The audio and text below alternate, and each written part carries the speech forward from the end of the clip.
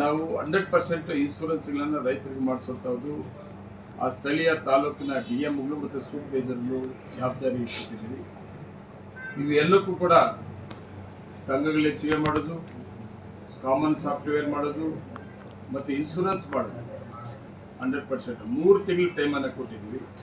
3 ತಿಂಗಳ ಒಳಗಡೆ ಸಂಘಗಳು 100 ಸಂಘ ಹೆಚ್ಚಿಗೆ ಮಾಡೋದು ಮತ್ತು ಕಾಮನ್ ಸಾಫ್ಟ್ವೇರ್ ಎಲ್ಲ ಸಂಘಗಳಿಗೆ ಅಳವಡಿಸಬೇಕು ಮತ್ತು 100% ಇನ್ಶೂರೆನ್ಸನ್ನು ಕಂಪಲ್ಸರಿ ಹಾಲು ಉತ್ಪಾದಕರಿಗೆ ಹಸುಗಳಿಗೆ ಇನ್ಶೂರೆನ್ಸನ್ನು ಮಾಡಿಸಬೇಕು. ಈ 3 ಇತರೆ ವಿಷಯಗಳು ಸುಮಾರು ವಿಷಯಗಳು ಡಿಸ್ಕಸ್ ಆಗಿದೆ.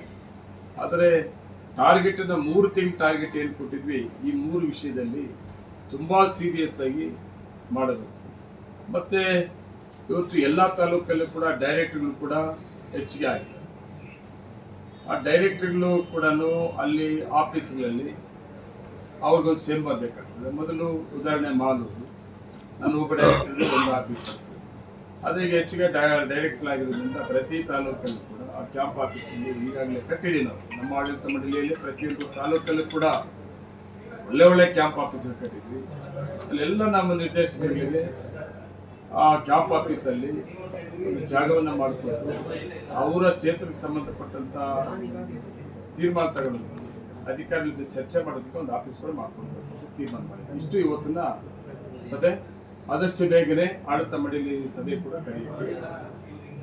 ಇಲ್ಲ ಆಲ್ದಾರ ಮನಸ್ಸು ಬಂದಂಗೆಲ್ಲ ಯಾವಾಗ ಬೇಕೋ ಒಂದು ತೀರ್ಮಾನ ಮಾಡೋಕ್ಕಾಗಲ್ಲ. ಯಾವತ್ತೂ ಕೂಡ ಒಕ್ಕೂಟಗಳು ರಾಜ್ಯದಲ್ಲಿ ಒಳ್ಳೆ ಲಾಭದಾಯಕವಾಗಿದ್ದಾಗ ಹಾಲು ರೇಟನ್ನು ವಾಪಸ್ ಕೊಡ್ತಾರೆ ರೈತರಿಗೆ. ಮತ್ತು ಹಾಲು ಹೆಚ್ಚಿಗೆ ಉತ್ಪಾದನೆ ಆದಾಗ ಮಾರ್ಕೆಟ್ ಮಾಡೋಕ್ಕೆ ಕಷ್ಟ ಆಗಿ ಪೌಡ್ರಿಗೆ ಹೋಗುತ್ತೆ ಸಂದರ್ಭದಲ್ಲಿ ಹಾಲು ರೇಟ್ ಕೊಡೋಕ್ಕಾಗಲ್ಲ. ಈಗ ನಾವು ಹಾಲು ರೇಟ್ ಕೊಡುತ್ತೇನು ಇಲ್ಲ, ಮುಂದೆ ಇಲ್ಲ ಮುಂದೆ. ಆದರೆ ಸರ್ಕಾರ 4 ರೂಪಾಯಿ ಕೊಡಬೇಕು ಅಂತಿತ್ತಲ್ಲ, ಅದು 4 ರೂಪಾಯಿ ನೇರವಾಗಿ ಕೊಟ್ಬಿಟ್ಟಿದ್ದೀವಿ ನಾವು. ಸರ್ಕಾರ ಮಾಡೋಕ್ಕೆ ಬದಲೇ ಒಂದು ವಾರದ ಮೊದಲು 2 ರೂಪಾಯಿ ಕೊಟ್ಬಿಟ್ಟಿದ್ದೀವಿ ನಾವು ಆಡಳಿತಾಧಿಕಾರಿ ಇದ್ದಾಗೆ ಕೊಟ್ಟಿದ್ದೀವಿ.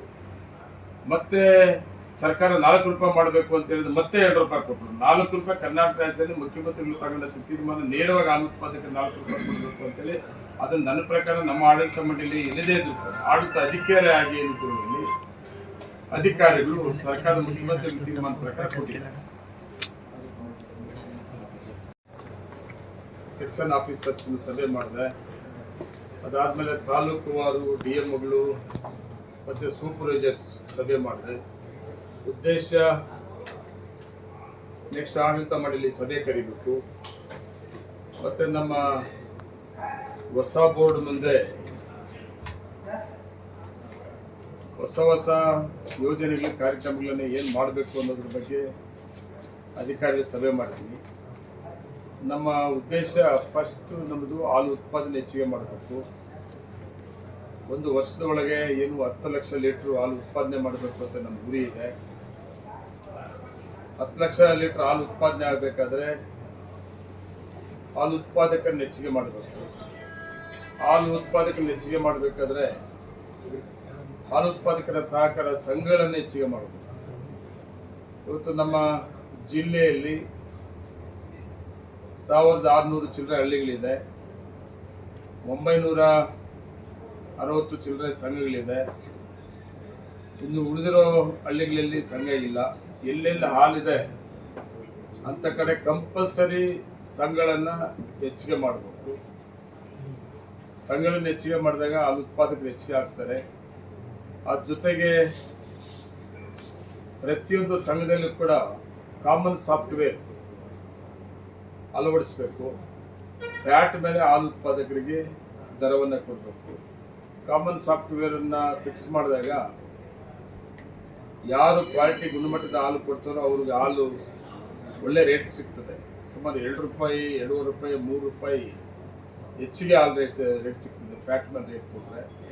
ಅದಕ್ಕೆ ಸರ್ಕಾರ ಸನ್ಮಾನ್ಯ ರಾಜಣ್ಣವರು NDDB ಕೂಡ ಕಾಮನ್ ಸಾಫ್ಟ್ವೇರ್ ಕಡ್ಡಾಯವಾಗಿ ಸಂಘಗಳಿಗೆ ಬೇಕು ಅಂತ ಮಾಡಬೇಕು ಅಂತೇಳಿ ಏನು ತೀರ್ಮಾನ ಆಗಿದೆ. ಅದರಲ್ಲಿ ನಾವು 100% ನಮ್ಮ ಒಕ್ಕೂಟದಿಂದ ಪ್ರಾರಂಭ ಆಗಬೇಕು ಅನ್ನೋದನ್ನು ಕೂಡ ನಾವು ಇವತ್ತು ಒಂದು ತೀರ್ಮಾನ ಮಾಡಿದ್ದೀವಿ.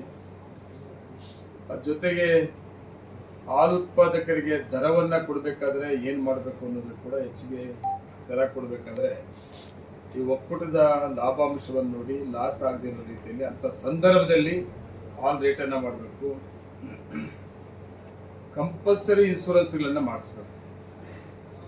ಇವತ್ತು ನಾವು ವರ್ಷಕ್ಕೆ 2 ಸಾರಿ ಇನ್ಶೂರೆನ್ಸನ್ನು ಕಟ್ಟೋದಕ್ಕೆ ಅವಕಾಶ ಮಾಡಿಕೊಟ್ಟಿದ್ದೀವಿ. ವರ್ಷಕ್ಕೆ 1 ಸಾರಿ ಇದ್ದದ್ದನ್ನು ಹೋದ ಆಡಳಿತ ಮಂಡಳಿಯಲ್ಲಿ ನಾವು ವರ್ಷಕ್ಕೆ 2 ಸಾರಿ ಇನ್ಶೂರೆನ್ಸನ್ನು ಮಾಡೋಂಥ ಅವಕಾಶ ಮಾಡಿಕೊಟ್ಟಿದ್ವಿ. ಅದು ಸುಮಾರು 40,000 ರೂಪಾಯಿ ಇನ್ಶೂರೆನ್ಸ್ ಕ್ಲೈಮ್ ಆಗ್ತಾ ಇದ್ರಿಂದ 70,000 ಇನ್ಶೂರೆನ್ಸ್ ಕ್ಲೈಮ್ ಆಗೋ ಥರ ಮಾಡಿದ್ವಿ. ಆದರೂ ಸಹಿತ ಇವತ್ತು ನಾವು ಇನ್ಶೂರೆನ್ಸು ಬರೀ 60% ಮಾತ್ರ ಇನ್ಶೂರೆನ್ಸ್ ಕ್ಲೈಮ್ ಆಗಿದೆ. ಇನ್ಶೂರೆನ್ಸ್ ಮಾಡಿಸಿದ್ರೆ